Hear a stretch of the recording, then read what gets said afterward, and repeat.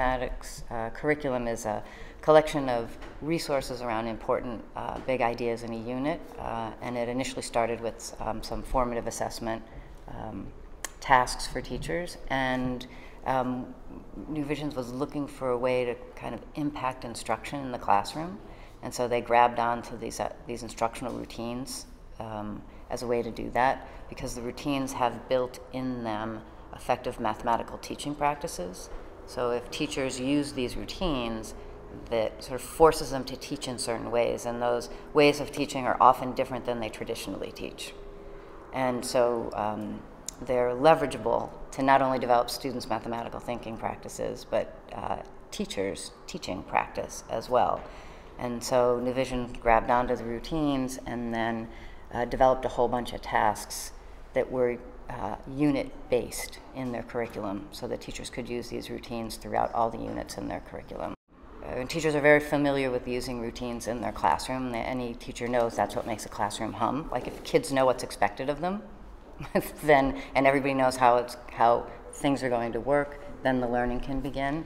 And so you have to develop a routine. You have to make it routine for students. So some advice when you first use it is use the routine several times, 3, 4, 5 times in a short time frame, 2 weeks.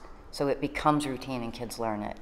And when kids are learning the routine, you want the task they're talking about to be something that's there's not a lot of cognitive load in the task itself. So every student can jump right into the conversation and talk about the circles and how they're chunking them and changing the form.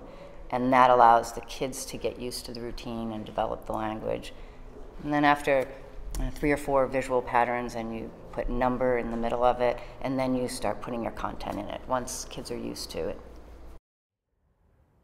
Doing the routine enough times that it really feels routine for me, it frees up all of my cognitive space to really focus on centering my lessons around student thinking.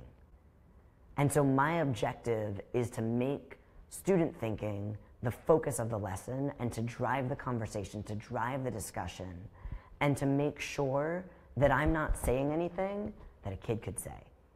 And to make sure that, you know, the connections that they're seeing is what our whole discussion is focused around.